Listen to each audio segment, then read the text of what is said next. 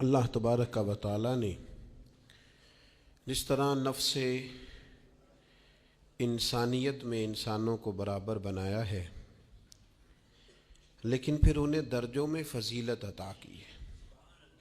کسی کو اللہ نے حافظ بنایا، قاری بنایا، عالم بنایا، ڈاکٹر بنایا، پھر اور درجات اللہ تعالیٰ نے نسبی لحاظ سے دیے۔ کوئی بڑا بھائی ہے، کوئی والد ہے، کوئی چچا ہے، کوئی دادا ہے۔ انسان ہونے میں، مومن ہونے میں برابر ہیں، لیکن اللہ تعالیٰ نے اپنے فضل سے بعض لوگوں کو درجوں میں بلندی عطا فرمائی۔ اسی طرح انبیاء کرام علیہم السلام بھی نفس نبوت میں برابر ہیں، نبی ہونے میں سب برابر ہیں، لیکن اللہ تعالیٰ نے درجوں میں بلندی عطا فرمائی۔ خود قرآن مجید نے ارشاد فرمایا تلک الرسل، یہ رسول ہیں، یہ رسولوں کی جماعت ہے، فضلنا بعضهم علی بعض، فرمایا ہم نے بعض کو بعض پر فضیلت عطا فرمائی۔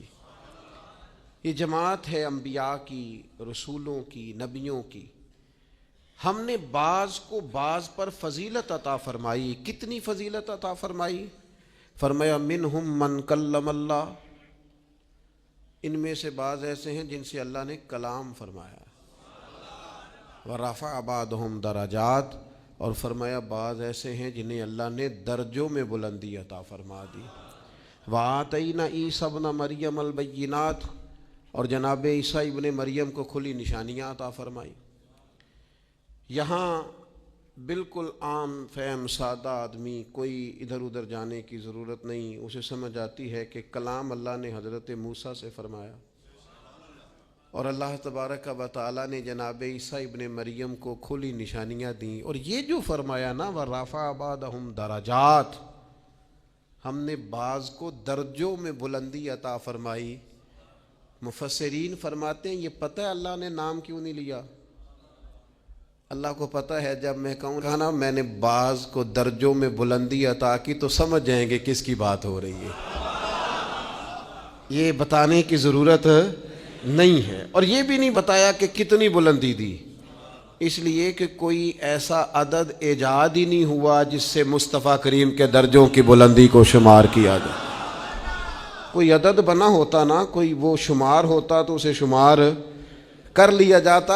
اعلیٰ حضرت بریلوی رحمۃ اللہ علیہ کے جو بڑے صاحبزادے ہیں نا، حضرت حجت الاسلام رحمۃ اللہ علیہ، ان کا ایک شعر ہے، معراج کا واقعہ بیان کرتے کرتے وہ بیان فرماتے ہیں، کہتے ہیں وہ حضرت جبریل امین نے آ کے کہا تھا نا یا رسول اللہ چلیے، گویا اللہ تعالیٰ نے طلب کیا، وہ کسی شاعر نے کہا تھا سر لامکاں سے طلب ہوئی، اور سوئے منتہا وہ چلے نبی، کوئی حد ہے ان کے عروج کی؟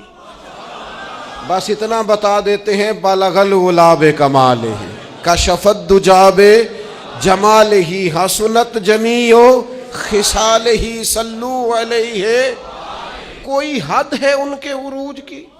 بس بلغ العلا تو حجت الاسلام رحمۃ اللہ تعالی علیہ فرماتے ہیں کہ حضور جا رہے ہیں، نہ بلانے والے نے نام لے کے کہا کہ کون بلا رہا ہے، نام نہیں لیا، ذاتی نام نہیں لیا، صفت سے بات کی، اور نہ یہ کہا میں نے کس کو بلایا، کتنا کہا سبحان الذی اسریٰ بعبدہ، پاک ہے وہ ذات۔ اب میرا خیال ہے کہ ترجمے کی ضرورت، سب کو پتہ ہے کس ذات کی بات ہو رہی ہے، جس نے سیر کرائی کس کو، بعبدہ، اپنے بندہ ہے، نہ وہاں ذاتی نام سے بات کی، نہ حضور کا نام ذکر، پاک ہے وہ ذات۔ تو حضرت حجت الاسلام فرمانے لگے طالب کا پتہ مطلوب کو ہے، اور مطلوب ہے طالب سے واقف۔ یہ بڑے لوگوں نے اس پر کلام کیے ہوں گے، لیکن بڑے باپ کے بڑے بیٹے کی بڑی بات سنیں۔ فرمانے لگے اعلیٰ حضرت بریلوی کے بڑے صاحبزادے حجت الاسلام حضرت مولانا شاہ حامد رضا خان صاحب رحمۃ اللہ علیہ فرمانے لگے طالب کا پتہ مطلوب کو ہے، اور مطلوب ہے طالب سے واقف، پردے میں بلا کر مل بھی لیا، پردہ بھی رہا، سبحان اللہ۔ دیکھو پردے میں بلا کر مل بھی لیا اور پردہ بھی رہا، چونکہ بات اس طرح کی کہ بات بھی پڑھ فَأَوْحَىٰ إِلَىٰ عَبْدِهِ مَا أَوْحَىٰ، ہم نے اپنے بندہ خاص کے ساتھ وحی کی، مَا أَوْحَىٰ، جو بھی کی، یعنی پردے میں بلا کے مل بھی لیا اور پردہ بھی رہا. سبحان اللہ. وَرَفَعَ بَعْضَهُمْ درجات، ہم نے بعض کو درجوں میں، سب کو پتہ ہے کس کو فضیلت ملی. اللہ نے ہمارے رسول پاک کو بڑی عظمتیں عطا فرمائی، اللہ نے بڑی شانیں عطا فرمائی. اللہ تعالیٰ نے حضور کے ذکر کو بلند کیا. اللہ تعالیٰ نے نبی پاک علیہ السلام کو حوض کوثر عطا فرمایا. اللہ نے محبوب کو کل کائنات کے لیے نبی اور رحمت للعالمین بنایا. اللہ تعالیٰ نے نبی پاک علیہ السلام کو سب سے آخری نبی بنایا. اللہ تعالیٰ نے آپ کو تمام انسانیت کے لیے کرم کرنے والا، ہدایت کا پیغام دینے والا بنا کے بھیجا. اللہ تعالیٰ نے حضور کو گواہ بنایا، بشیر بنایا، نذیر بنایا، اور فرمایا وَلَسَوْفَ يُؤْتِيكَ رَبُّكَ فَتَرْضَىٰ، آپ کا رب آپ کی رضا چاہتا ہے. اللہ نے حضور کو قرآن دیا. اللہ نے محبوب کو صدیق اکبر دیے، عمر فاروق دیے، عثمان غنی دیے، مولا علی دیے، حسنین کریمین عطا فرمائے. یہ سارے اللہ تعالیٰ نے اپنے محبوب علیہ الصلاۃ والسلام کی خدمت کے لیے، غلامی کے لیے عطا کیے. اللہ تعالیٰ نے رسول پاک کے دین کو پچھلے تمام دینوں کا ناسخ بنایا. اب کسی دین پر عمل نہیں ہوگا، قیامت تک سکہ مدینے والے رسول کا چلے گا. اللہ تعالیٰ نے رسول پاک علیہ السلام کو حبیب بنایا. اللہ نے محبوب کو نبیوں کا امام بنایا، کائنات کا سردار بنایا. کیا خوب کہا تھا چراغ گولرا نے، کہنے لگے ممکن نہیں مدح شاہ خدا. گیلانی پیر نے خوب کہا، کتھے مہر علی کتھے تیری ثنا. ممکن نہیں مدح شاہ خدا. زندگیاں ختم ہوئیں اور قلم ٹوٹ گئے، بس تیرے اوصاف کا ایک باب بھی پورا نہ ہوا. کہنے لگے بس رکھ دیا قلم، چھوڑ دیا بات. ممکن نہیں مدح شاہ خدا. یہ وہ لوگ کہہ رہے ہیں جن کی ساری زندگی نعتوں میں گزری ہے. کہتے ہیں ممکن نہیں مدح شاہ خدا. تو بھئی آپ کس سے مستعار لے کے بات ختم کرنے لگے ہیں؟ تو کہنے لگے پیر میر علی شاہ صاحب سے، پیر گولڑوی سے، امام المسلمین سے. ممکن نہیں مدح شاہ خدا. بس گیلانی پیر نے خوب کہا، کتھے مہر علی کتھے تیری ثنا. یہ مشتاق اکھیں کتھے جاڑیاں، بس مکھ چند بدر شاشانی ہے. متھے چمک دی لاٹ نورانی ہے، وہ دی کالی زلف تے اکھ مستانی. مخمور اکھیں کتھے. نبی اکرم صلی اللہ تعالیٰ علیہ وسلم کی عظمتیں، میں اللہ ہمیں فرقہ واریوں سے بچائے. لیکن ایک دکھ ہے نا، وہ بھی بیان کر لینے دو. خوگر حمد سے تھوڑا سا گلہ بھی سن لے.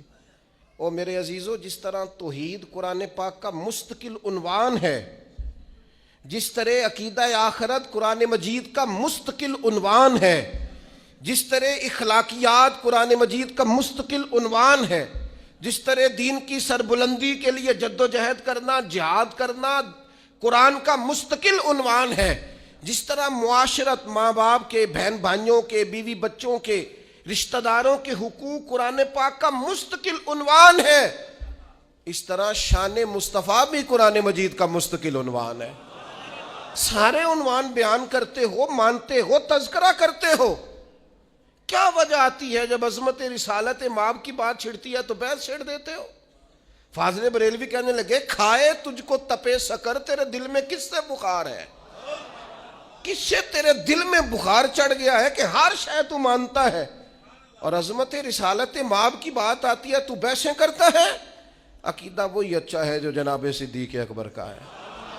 کسی نے آ کے کہا تھا، ابو بکر اگر کوئی کہے میں راتوں رات گیا ہوں اور راتوں رات آیا ہوں اور 18,000 سال کا گویا میں منظر دیکھ آیا ہوں، اور اتنی بات تو نص سے ہے نا، لیلم من المسجد الحرام الی المسجد الاقصی، رات کے تھوڑے سے حصے میں مسجد حرام سے مسجد اقصی، یہاں تک بھی کوئی جا نہیں سکتا، ممکن نہیں. کوئی کہے تو مانتے ہو؟ تو میں نہیں. تو کہا آپ کے محبوب نے کہا ہے. تو فرمانے لگے انہوں نے کہا ہے تو بالکل ٹھیک کہا ہے.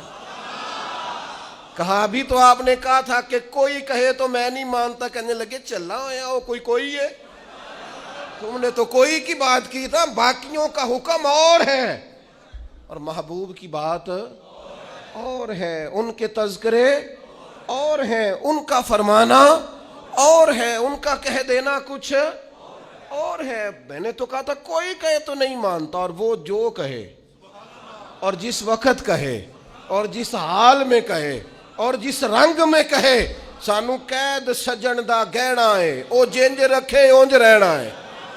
وہ جیسے کہے، جس وقت کہے، جس ٹائم کہے، بات ختم ہو گئی۔ میرے عزیز پتہ نہیں کیا الجھاؤ پیدا ہو جاتا ہے۔ بالکل وہ میں رات پڑھ رہا تھا، ایک صاحب نے لکھا ہے نبی پاک نا خواب میں گئے تھے۔ یہ تو خیر بڑی دفعہ ہی میں نے بیان کیا ہے، اور ہر سال کوئی نہ کوئی نیا شوشہ چھوڑتا ہے۔ حضور کو معراج، میں تو انو آکھاں کہ راتی میں خواب دیکھیے کہ میں پاکستان دا صدر بن گیا، تو انو اعتراض ہے کوئی؟ تو سا کہنا جی خواب پاویں ساری دنیا دے بن جو، سانو کوئی اعتراض ہے؟ لیکن آپ جاگتی آنکھوں سے یہ بات کہیں گے نا، اگر کہ میں صدر پاکستان ہوں تو لوگ کہیں گے جناب آپ سیانے بیانے بندے کیا بات کر رہے ہیں، یہ آپ مطلب کس جگہ بیٹھ کے کیا بول رہے ہیں؟ سوئے سوئے تو جو کوئی مرضی کہہ دے۔ اگر حضور فرماتے نا میں خواب میں گیا ہوں، تو ابو جہل کو کوئی اعتراض تھا اس بات پر؟ ابو لہب کو، عتبہ اتیبہ شیبہ کو؟ وہ تو اس لیے پریشان ہوئے تھے کہ حضور نے فرمایا میں گیا ہوں، میں گیا ہوں اور میں آیا ہوں۔ ان کی تو پریشانی تب بنی تھی جب حضور نے فرمایا مجھے اللہ نے عروج دیا ہے، وہ تو الجھے ہی تب تھے۔ رسول پاک صلی اللہ تعالی علیہ وسلم کو اللہ نے سیر کرائی۔ یہ جو معجزہ ہوتا ہے نا، معجزہ، اللہ کی قدرت، معجزہ، کرامت، بس ایک تھوڑی دیر روک کے نا، تھوڑی خشک بات ہے پر آپ نے سمجھنی ضرور ہے۔ ایک لفظ قرآن مجید نے کہا آیت، آیت ہوتی ہے اللہ کی نشانی۔ جب کوئی کام اللہ کی قدرت سے ہوتا ہے تو اس کو آیت کہتے ہیں، اور وہی کام اگر نبی سے ظہور پذیر ہو تو معجزہ ہے۔ وہ ظہور پذیر اللہ کی قدرت سے ہی ہوا ہے، اللہ کے چاہنے سے ہوا ہے۔ وہ بغیر کسی ذریعے سے ہو تو قدرت الہی ہے، پیغمبر سے ہو تو وہ معجزہ ہے، ولی سے ہو تو وہ کرامت ہے ہر جگہ اللہ کی قدرت ہی۔ جو نبی کے ہاتھ پہ معجزہ صادر ہو رہا ہے وہ بھی تو اللہ کی عطا ہی ہے نا، جو ولی کے ہاتھ سے ہو رہا ہے وہ بھی۔ یہ کرامت کہتے ہیں جی ولی نے کر دیا، بھئی ہوا ولی کے ہاتھ سے ہے لیکن قدرت کس کی ہے؟ اللہ کی۔ وہ ہمارے سلطان الواعظین رحمۃ اللہ علیہ اس طرح سمجھایا کرتے تھے، فرماتے تھے ہے دودھ ہی، لیکن اگر اسے جاگ لگا کے نا لسی کے ساتھ جما لو تو دہی بن گیا، اور اگر رڑک لو نا تو لسی بن گئی، اور اگر اوپر سے تھوڑا سا اتار لو تو مکھن بن گیا، اور مکھن کو گرم کر لو تو اصل میں کیا ہے؟ دودھ۔ تو فرمانے لگے در اصل پیچھے کار فرما کیا ہے؟ دودھ۔ کہتے ہیں آپ کو بندہ کہتا ہے نا جی میں دودھ کا تو اقرار کرتا ہوں، مکھن کو نہیں مانتا، میں دودھ کا تو اقرار کرتا ہوں، لسی کو نہیں، میں دودھ کا اقرار کرتا ہوں پر میں نا گھی کو نہیں مانتا، تو اس بیوقوف کو کہا جائے گا لسی کا انکار بھی دودھ کا ہی انکار ہے، اسے کہا جائے گا مکھن کا انکار بھی دودھ کا ہی انکار ہے، اسے کہا جائے گا یہ جو تو انکار کر رہا ہے نا گھی کا، یہ بھی دراصل انکار۔ او خدا کے بندے، ولی ذاتی طور پر تو کوئی طاقت رکھتا ہی نہیں، ولی کی کرامت بھی اللہ کی قدرت، نبی کا معجزہ بھی اللہ کی قدرت۔ اب آپ واقعہ معراج کو دیکھیں، نبی پاک نے کب کہا میں گیا ہوں؟ پہلا دعویٰ تو رب کریم نے فرمایا سبحان الذی اسری بعبدہ، میں نے سیر کرائی ہے اپنے بندہ خاص کو۔ خبردار، حضور کے معجزہ معراج کا انکار نہ کرنا، یہ رب کی قدرت کا انکار ہو جائے گا۔ خبردار، اس بحث میں نہ الجھنا کہ وہ منامی تھی، وہ تو 34 بار ہوئی، وہ تو خواب میں حضور گئے تھے۔ وہ خدا کے بندے، خواب میں تو جانے محبوب کتنی بار گئے، لیکن یہ جو معراج ہے نا حضور کی، یہ معراج حضور جسم کے ساتھ، روح کے ساتھ گئے۔ اور پھر معراج کی حکمتیں لکھی ہیں علماء نے۔ کبھی کبھی نا دل بڑا اداس ہو جاتا ہے، اور اگر انسان کسی منصب پر فائز ہو نا تو سب نے تو اسے آ کے دکھڑے سنانے ہوتے ہیں، تو وہ کس کو سنائے؟ کچھ لوگوں کے ذمے ہوتا ہے دست شفقت رکھنا، انہیں سب پہ رکھنا ہے، تو وہ اپنا حال کس سے بیان کریں، کس سے کہیں؟ نبی پاک علیہ الصلوۃ والسلام طائف گئے تو طائف والوں نے 10 دن حضور نے قیام کیا تو انہوں نے پتھر مارے، اور حضور واپس تشریف لائے، اور ایام وہ تھے کہ جناب ختیجہ بھی وصال کر گئیں رضی اللہ تعالیٰ، حضور کے محبت کرنے والے چچا ابو طالب بھی انتقال کر گئے، دن غم کے، اور امت ہدایت پذیر نہیں ہو رہی، اس طرف نہیں آ رہی، یہ نبی پاک کے قلب اطہر پر بوجھ، اور حضور علیہ الصلوۃ والسلام ظاہری طور پر غم زدہ، تو حضور تو سب کر شفقت رکھنے والے ہیں، تو محبوب کس سے بات کریں؟ تو رب کریم نے حضرت جبریل کو بھیجا، فرمایا محبوب کو لے آئے نا۔ اس حالت میں جب کیفیات یہ تھیں تو اللہ نے اپنے محبوب کو معراج عطا فرمائی، اور رسول رحمت صلی اللہ تعالیٰ علیہ وسلم کو اللہ تعالیٰ نے اپنے حریم خاص میں بلایا، اور محبوب کریم علیہ السلام کو اللہ تعالیٰ نے وہ تسلی دی کہ اِنَّ فَتَحْنَا لَكَ فَتْحًا مُبِينًا۔ پھر دنیا نے دیکھا کہ پورے روبے زمین پر اللہ نے رسول پاک کے دین کو غلبہ عطا فرمایا۔ ایک حکمت تو یہ، دوسری حکمت یہ تھی کہ اللہ تعالیٰ نے نا نبی پاک کے غلاموں کو مقام دینے ہیں، جنت ملے گی، عروج ملے گا، درجات ملیں گے۔ اللہ فرماتے میں نے مومنوں کی جانوں کے بدلے ان کو جنت دے دی ہے، سودا کر لیا ہے۔ تو وہ جو محبوب پاک نے غلاموں کی جانیں وہاں دے کے اللہ تعالیٰ سے ان کے لیے جنت لی تھی نا، فرمایا لِنُرِيَهُ مِنْ آیَاتِنَا، محبوب ذرا میری نشانیاں دیکھ جائیں نا، تو حضور پھر دیکھ کے آئے اور آ کے بتایا، فرمایا عمر میں نے تیرا گھر دیکھا ہے جنت میں، یہ اس عمر کا گھر دیکھا ہے جنہوں نے زندگی ساری زمین پہ سو کے گزاری، میں آپ کا گھر دے کے آیا ہوں جنت میں، اور دروازے پہ حور بھی بیٹھی تھی۔ حضور فرماتے میرا دل کرتا تھا میرے عمر کا مکان ہے اور بڑا شاندار ہے، میں اندر سے دیکھوں، پھر میرے دل میں خیال آیا کہ عمر غیور آدمی ہے، کہے گا محبوب کا اپنا ہی بنایا ہوا قانون ہے، جس کے گھر جاؤ اس کی اجازت سے جاؤ۔ تو چونکہ آپ وہاں اس وقت ظاہری طور پر موجود نہیں تھے، اجازت طلب نہیں ہو سکتی تھی، لہذا دیکھ آیا۔ حضرت عمر رو پڑے، کہنے لگے مجھے میری ماں روئے میں آپ پر غیرت کرتا، آپ ہی کا تو صدقہ ہے۔ تو رسول پاک علیہ السلام کو اللہ نے وہ ساری چیزیں عطا کی۔ حضور رات کو کیوں گئے؟ پہلی بات تو یہ ہے کہ یہ جو رات ہوتی ہے نا، یہی بہترین وقت ہوتا ہے رب سے ملاقات کا۔ والذین یبیتون لربہم سجدا وقیاما، اللہ کے بندے راتیں سجدوں میں اور قیام میں گزارتے ہیں۔ آپ نے ناراض نہیں ہونا، ہم راتیں موبائل پہ گزارتے ہیں، ساری رات بیت گئی اور کوئی خاص چیز بھی نہیں، کوئی خاص کام بھی نہیں، کوئی دیکھنے والی چیز بھی نہیں، کوئی ایسا مطلب کوئی مسئلہ بھی نہیں، پتہ نہیں آل فول وقت یاوا گوئی، اور نہایت لغویات میں ٹائم، قیمتی وقت رات کا جو اللہ کی بارگاہ میں حاضری کا وقت تھا، جو اس کے حضور پیش ہونے کا وقت تھا، جو رحمت طلب کرنے کا وقت تھا، وہ سارا ضائع کر دیا۔ ہمارے استاد صاحب فرمایا کرتے تھے رات کو پڑھا کرو، سکون ہوتا ہے، بندہ اطمینان سے پڑھ سکتا ہے، مطالعہ ہوتا ہے۔ کون پڑھے؟ اب تو دینی طلباء کے پاس بھی اللہ ماشاءاللہ وہ ذوق نہیں ہے کہ وہ کتاب کی طرف رجوع کرے، مزاج نہیں رہا۔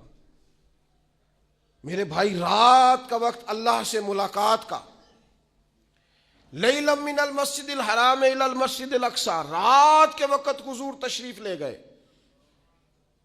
بڑی خوبصورت بات لکھی حضرت شیخ ابو نور رحمۃ اللہ علیہ نے، وہ فرمانے لگے حضور کا ہر صحابی چاہتا تھا میں اپنے رب کو ملوں۔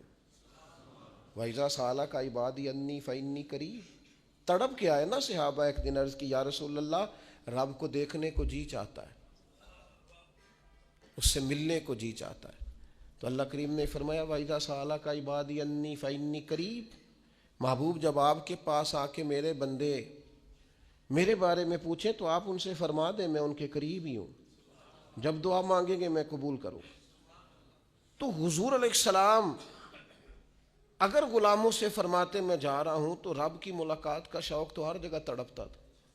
شاید باقی بھی عرض گزار ہوتے حضور ہم نے بھی جانا ہے، اور جہاں جبریل امین نہیں جا سکے وہاں کوئی کیسے جاتا؟ وہ کئی دفعہ انسان نے کہیں جانا ہوتا ہے نا، بلا مثال و بلا تشبیہ، صرف ذہن میں بات اتارنے کے لیے مثال دیتا ہوں، جانا ہوتا ہے نا تو بچے بھی ضد کرتے ہیں میں نے بھی جانا ہے۔ اب بچوں کے جانے کی جگہ نہیں ہے، وہاں لے جایا نہیں جا سکتا، تو والد کیا کرتا ہے؟ ان کے سونے کا انتظار کرتا ہے، جو رات کو سو جائیں تو سوئے سوئے نکل جاتے ہیں۔ ہاں اتنا کام ضرور کرتا ہے کہ جب واپس آتا ہے تو ذرا تحفے لے کے آتا ہے، ذرا تحائف کے ساتھ آتا ہے تاکہ بچے راضی ہو جائیں۔ محبوب کریم جا رہے تھے، کریم اگر فرماتے میں جا رہا ہوں تو سب تڑپتے، سب، ذرا سا تو دل ہے مگر شوق اتنا، میں بھی وہی لن ترانی سنا چاہتا ہوں۔ سب خواہش کرتے لیکن سب سو رہے تھے، محبوب تشریف لے گئے، لیکن جب واپس آئے تو نماز کا تحفہ بھی لائے۔ السلام علینا وعلی عباد اللہ الصالحین، اللہ کے بندوں پر سلام کو بھی لائے، اور ساتھ فرمایا میرے رب نے وعدہ بھی فرمایا ہے کہ مجھے اللہ تعالیٰ شفاعت کا حق بھی عطا فرمائے گا۔ یہ سارے تحفے لے کر رسول پاک صلی اللہ علیہ وسلم واپس آئے۔ اور پھر تیسری بات، اللہ تعالیٰ نے جس زمانے میں بھی کسی نبی کو مبعوث فرمایا نا، زمانوں کے تقاضوں کے مطابق معجزے عطا فرمائے۔ آج ہمارا دینی لوگوں کا پتہ مسئلہ کیا ہے؟ ہم قوم کی زبان کو نہیں سمجھتے، لوگوں کے نظریات کو نہیں سمجھتے۔ وہ ڈاکٹر اقبال کہتے ہیں ایک شخص سخت بھوک لگی ہوئی تھی تو ایک مولانا اسے دین بتا رہے تھے۔ آپ دیکھیں نا، حضور مکہ سے صحابہ کو لے کے مدینہ طیبہ آئے ہیں نا، تو سب سے پہلے نبی پاک علیہ السلام نے ان کی رہائش کا بندوبست کرایا ہے، بھائی بھائی بنایا، روٹی کھائیں گے، آرام سے سوئیں گے تو پھر دین کی بات ہوگی۔ ہم تقاضوں کو نہیں سمجھتے۔ اقبال کہتے ہیں کہ وہ بندے کو بھوک لگی تھی تو مولانا اسے دین بتا رہے تھے، تو اب وہ تڑپ رہا تھا کہ کھانا ملے، تو فرماتے میں نے کہا اسے پہلے روٹی کھلا لے، یہ کھانا کھا لے گا، اس کی طبیعت بحال ہو جائے گی، پھر تیری بات اس کی سمجھ میں جلدی آئے گی۔ اس کے شکم کی آگ کو تو روٹی چاہیے، اس کو پہلے کھانا دے۔ دینی ہم لوگ کیا کرتے ہیں، میں اپنی کمزوری بیان کر رہا ہوں، ہم بعض اوقات لوگوں کی سوجھ بوجھ کے اوپر کے مسائل چھیڑ دیتے ہیں، اس کا لازمی نتیجہ یہ نکلتا ہے کہ لوگ کہتے ہیں ہماری سمجھ میں بات نہیں آ رہی۔ تو میرے عزیز، جب آپ لوگوں کے شعور کے مطابق بات کریں گے، شعور کے مطابق، تو بات سمجھ میں آئے گی۔ رسول کریم صلی اللہ تعالیٰ علیہ وسلم کو اللہ تعالیٰ نے معراج عطا فرمائی، اس کی حکمتیں ہیں۔ نبی پاک صلی اللہ تعالیٰ علیہ وسلم مسجد اقصیٰ میں تشریف لے گئے، رسول پاک نے نبیوں کی امامت کروائی، نماز اقصیٰ میں تھا یہی سر، یا معانی ہو اول آخر، دست بستہ وہ سب پیچھے حاضر جو سلطنت پہلے کر گئے تھے۔ نبی کریم نے نبیوں کی امامت کرائی۔ ملت کے نوجوانوں، میری بات ذرا زیادہ غور سے سننا، روب کا شکار نہ ہوا کرو، کبھی روب کا شکار نہ ہونا۔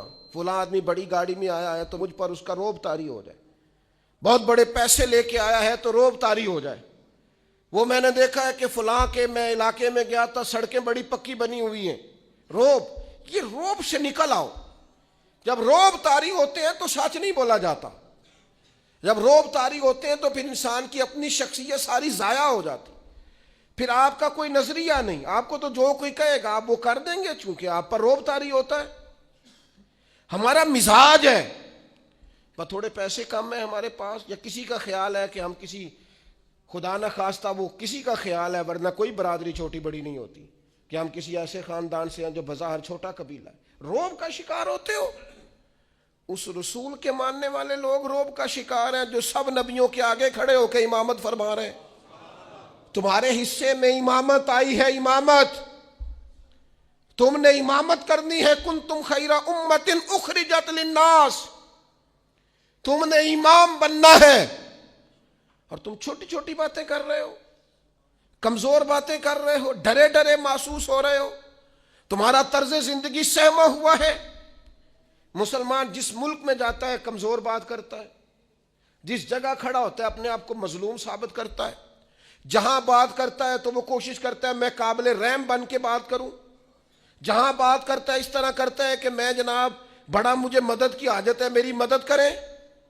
اقبال کہنے لگے بس 3 کام کر، لمبی نہیں، کوئی لمبی بحث نہیں، کوئی فلسفہ نہیں، صرف 3 کام کر۔ سبق پھر پڑھ صداقت کا، عدالت کا اور شجاعت کا۔ اس شعر کو بھی بعض لوگ غلط پڑھتے ہیں۔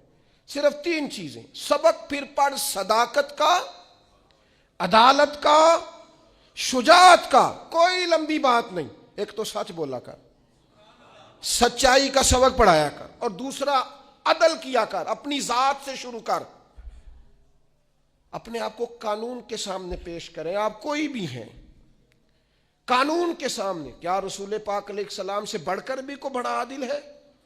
لیکن حضور نے تو اپنے ظاہری وصال سے قبر پر منبر پر بیٹھ کر فرمایا تھا میں اللہ کا بندہ ہوں، رب کی بارگاہ میں حاضر ہونے والا ہوں، کسی کو مجھ سے کوئی تکلیف پہنچی ہو تو بدلہ لے سکتا ہے۔ تو اگر حضور فرماتے ہیں تو کیسے بالا تر ہو گیا؟ اپنی ذات سے ہم انصاف کرنا چاہتے ہیں، پر دوسروں کے لیے اپنی ذات سے عدل شروع کریں، اپنی ذات سے۔ اور تیسرا فرمایا شجاعت کا، بزدلوں والی زندگی نہ گزارو۔ ساری زندگی اسی رٹے میں ہمارا وقت ضائع ہو جاتا ہے، لوگ کیا کہیں گے، لوگ کیا کہیں گے، لوگ کیا کہیں گے، لوگ کیا کہیں گے۔ ایک دوست مجھے پچھلے دن کہنے لگے وہ میرا دل تو بڑا کرتا ہے کہ اب نہ میں بعض چیزوں سے باہر نکل آؤں، پر لوگ کیا کہیں گے۔ تو میں نے ان سے کہا کہ اگر آپ نے یہ کام نہ کریں، آپ لوگوں کی بات مانیں، تو پھر لوگ آپ کو ولی مان جائیں گے۔ جو کام کسے بادشاہ جو بات بھی تھی ان کی، مطلب اگر آپ نہیں کرتے اور آپ وہی کرتے ہیں جو لوگوں کی رائے ہے، تو پھر ولی اللہ مانیں گے لوگ آپ کو؟ یہ آپ کہتے نہیں پھر بھی نہیں مانیں گے۔ تو میں کہا پھر لوگوں نو چھڈنا، رب رسول دی سوڑ، کیا بات کرتے ہیں آپ دلیر بنے، زندگی شجاعت والی۔ رسول پاک کا مزاج کیا تھا؟ حضرت انس بن مالک رضی اللہ تعالیٰ عنہ ارشاد فرماتے ہیں کہ ایک دن رات کو مدینہ منورہ میں شور کی آواز آئی کسی ایک جانب سے، تو سب لوگ اٹھے اور ایک دوسرے کو اٹھانے لگے، اٹھو اٹھو دیکھو کیا ہوا۔ فرماتے ہیں لوگ جمع ہو رہے تھے، نیزے لا رہے تھے، تلواریں نکال رہے تھے، ہم ابھی تیار ہو رہے تھے۔ اچانک نظر اٹھی تو اللہ کے رسول علیہ السلام گھوڑے پر بیٹھ کر جدھر ہم جانا چاہ رہے تھے نا، شور والی جگہ، حضور ادھر سے واپس آ رہے تھے، اور فرمانے لگے کوئی بات نہیں ڈرنے والی، میں دیکھ آیا ہوں جانور لڑ پڑے تھے آپس میں، اور نیزہ حضور کے دستے مبارک۔ اقبال کہتے کچھ نہ کر، تو کہتا ہے کہ پیسے آئیں گے تو میں امام بنوں گا، قیادت کروں گا، تو کہتا ہے میرے پاس بہت بڑا برادری ازم ہو تو آگے بڑھوں گا، نہیں، سبق پھر پڑھ صداقت کا، عدالت کا، شجاعت کا۔ فرمایا رب پتہ تیرے ساتھ کیا کرے گا، لیا جائے گا تجھ سے کام دنیا کی امامت کا، تو امام بنے گا دنیا کا، بس سچ بولنا، عدل کرنا، دلیر رہنا۔ یہ 3 خوبیاں آج پوری امت کو اس کی ضرورت ہے، اہلیان پاکستان کو ضرورت، ہمیں اور آپ کو ضرورت ہے، گھروں خاندانوں میں ضرورت ہے۔ سبق پھر پڑھ صداقت کا، عدالت کا، شجاعت کا، اور لیا جائے گا تجھ سے کام دنیا کی امامت کا۔ معراج بتاتا ہے کہ نبی پاک علیہ السلام نے ہمیں کہا ہے کہ میں قائد ہوں سارے نبیوں کا، اور تم قائد ہو ساری امتوں کے۔ اپنی زندگی میں اپنے مزاج کو بزدلانہ نہ بنائیں۔ یہ رو کے بات کرنا، ڈر کے بات کرنا، سہمت کے بات کرنا، کمزور رہ کے بات کرنا، یہ کچھ طرز زندگی، روئیں گے رج کے روئیں گے پر رب رسول کی بارگاہ میں۔ باقی زندگی دلیرانہ گزاریں، اپنے مزاج میں طاقت پیدا کریں۔ لیکن ایک بات معراج کے مسئلے میں آپ کی خدمت میں ضرور عرض کرنا چاہتا ہوں، یہ جو معراج ہوتی ہے نا، معراج، یہ جو عروج ملتا ہے، یہ انسانیت کو ملتا ہے۔ فرشتے تو ہیں ہی وہاں، جو درجے بلند ہوتے ہیں نا، فرشتوں کو جو درجہ ہے وہ ان کا متعین ہو گیا ہے۔ یہ جو درجوں میں بلندی ہوتی ہے یہ مومنوں کی ہوتی ہے۔ یہ درجات میں بلندی صلحاء، اتقیاء، صوفیاء، شہداء اور انبیاء کی ہوتی ہے۔ یہ روحانی ترقی اور یہ معراج کی طرف جانا، یہ اللہ تعالیٰ نے مومنوں کا مقدر رکھا ہے۔ جس طرح اپنے مال میں روز ترقی کی جد و جہد کرتے ہو نا، اور صرف 4 سے 6 مہینے پتہ چل جائے دکان میری ٹھیک نہیں چل رہی، نفع نہیں دے رہی، تو بند کر دیتے ہو، کہتے ہو میں اب نقصان میں جاؤں، اپنی روح پر غور کر، اپنے باطن پر توجہ دے. اگر تو خسارے میں جا رہا ہے تو واپس آ مصلی کی جانب. اگر تیرے باطن کے اندر میل کچیل جم گیا ہے تو کر سجدہ رج کے اپنے رب کو. اور اگر دل ڈھاڈا ہو گیا ہے تو پھر کوئی رات ڈھونڈ جس میں تو رو سکے اپنے مالک کے حضور. اگر روحانی طور پر سخت دن ہو گئے، خسارے میں چلے گئے، ترقی رک جائے، عروج ہو، تیری طبیعت میں عروج ہو. رسول پاک صلی اللہ تعالی علیہ وسلم نے حضرت حارثہ بن نعمان سے کہا تھا، یہ ان کا باطنی عروج تھا اور یہ شان ہے ان کے غلاموں کی. کیف اصبحت یا حارثہ، حارثہ آج صبح کیسے کی؟ عرض کی حضور اس حال میں صبح کی کہ میں پکا مومن ہوں، میرا ایمان مضبوط ہے. تو حضور فرمانے لگے اس کی دلیل کیا ہے؟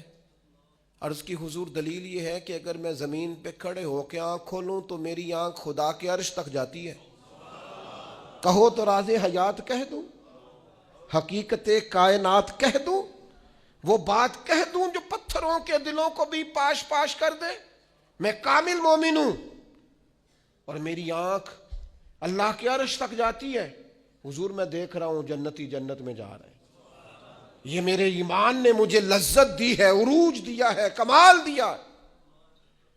تو حضور فرمانے لگے نہیں، جو اللہ کے راز ہیں وہ راز میں ہی رہنے دے. میرے بھائی، مومن اس کا تو ایک وقار ہوتا ہے، اس کی تو ایک شان ہوتی. کیا کہا نبی پاک نے؟ الدعاء صلاح المومن، دعا مومن کا ہتھیار ہے، یہ کافر کے پاس نہیں ہوتا. تیرے پاس ہتھیار ہے، ایمان کی صورت میں تجھے اللہ کا قرب دیا گیا. بیٹھ مصلی پہ، مانگ اپنے رب سے. لیکن کیا کریں، اکبر الآبادی کہنے لگے مصیبت میں بھی اب یاد خدا ہم کو نہیں آتی. دعا منہ سے نہ نکلی، جیبوں سے عرضیاں نکلی. مختلف افسروں کو مختلف محکموں میں درخواستیں جمع کراتے ہو، رب کی بارگاہ میں آتے ہی نہیں. عروج تیرا تب پلے گا، تیری ترقی تب ہوگی جب پتہ چلے گا کہ تیرا قرب الہی کتنا ہے. میرے قبلہ عالم حضرت تاج الشریعہ رحمۃ اللہ علیہ کی ایک بات مجھے نہیں بھولتی. کسی نے کہا حضور فلاں مولانا بڑے معروف ہیں اور فلاں آدمی جو ہے ان کا بڑا مقام ہے اور فلاں کا بڑا نام ہے اور فلاں کا بڑا تذکرہ ہے. تو آپ فرمانے لگے دعا کرو اللہ کی بارگاہ میں مقام بنے، دعا کرو بارگاہ محبوب میں مقام بنے. دنیا میں تو مقام بنتے بھی ہیں اور مقام دیکھنا یہ ہے کہ ان اللہ کیا مقام ہے. اللہ تعالیٰ نے رسول پاک کو عروج عطا فرمایا. جم کے نہ بیٹھ جائیں، کام کریں، آگے بڑھیں، جد و جہد کریں. زندگی جو پانی چلتا رہتا ہے نا، اس میں کوئی ناپاکی گر بھی جائے نا تو چلتا پانی پاک ہوتا ہے، کیونکہ چل رہا ہے نا. جو لوگ کام کرتے رہتے ہیں کرتے رہتے ہیں. وہ میری والدہ صاحبہ سے کبھی کو کہتا تھا نا آپ بیٹھ جائیں، آپ تو کہنے پتر میں نے کچھ کرن دے ہو جے. میں بہ گئی تو پھر بہ گئی. جو لوگ بیٹھ جاتے ہیں وہ پھر کچھ کریں، جد و جہد کریں، آگے بڑھیں. عروج پانا ہے امت کو، اور سب کو کام کرنا، سب کو مل کے جد و جہد کرنی، سب کو مل کے آگے بڑھنا، سب کو کوشش کرنی. طلباء جب یہاں اٹھتے ہیں، بیٹھتے ہیں، آتے ہیں، جاتے ہیں، کھاتے ہیں. اور یہاں بچوں نے امتحان دیا، رون کے میں دیکھتا تھا تو میں کہتا تھا یا اللہ یہ ہم سے ہی کام کرا لیا تو نے، ہم کہاں اور یہ خدمات کہاں. تو اگر اتنے سے بچے ہمارے جیسا کمزور آدمی لے کے چل سکتا ہے تعلیمی کاوش میں، تو میرا خیال ہے تھوڑی تھوڑی جد و جہد کریں، تھوڑی تھوڑی ہمت کریں. کہ سارا دن بیٹھ کے جہالت کا رونا ہی رونا ہے کہ تعلیمی نظام ٹھیک نہیں. کوشش تو کریں. کیا کہا تھا کسی نے کہ شکوائے ظلمت شب سے تو کہیں بہتر تھا اپنے حصے کی کوئی شمع جلاتے جاتے. ساری رات رونا کہ اندھیرا بڑا ہے، اندھیرا بڑا ہے. کوئی کام ہے تو ایک شمع تو روشن کر دا، اپنے حصے کا چراغ تو جلا. حضور نے ہمیں بتایا ہے کہ جد و جہد، ترقی. رسول پاک نے آخری خطبہ میں یہ فرمایا تھا، فرمایا دین میں مکمل کر کے جا رہا ہوں لیکن بلغ عنی ولو آیا. تمہارے پاس اگر ایک آیت ہے تو اسے لے کے دنیا میں نکل جانا اور میرا پیغام آگے دینا. پھر نکلے. حضرت بلال ملک شام آئے، میزبان تھے جناب ابو ایوب انصاری مدینے میں، لیکن وہ ترکی آئے. وہ کہاں کہاں صحابہ پہنچے، وہ نکل گئے. انہیں پتا تھا جنت البقیع میں دفن ہونے کی بڑی فضیلت ہے، لیکن حضور کا دین پھیلانے کی فضیلت اس سے بھی کہیں زیادہ ہے. لہذا وہ میدانوں میں نکلے. اپنی زندگی کو جامد نہ کریں، دو چار صحت کے بہانے بنا کر اور دو چار اور بہانے بنا کر جم نہ جائیں، بیٹھ نہ جائیں، آگے بڑھیں. جد و جہد کریں۔ حضور کا معراج ہمیں یہی سبق دیتا ہے۔ اللہ تعالیٰ سمجھنے کی توفیق عطا فرمائے۔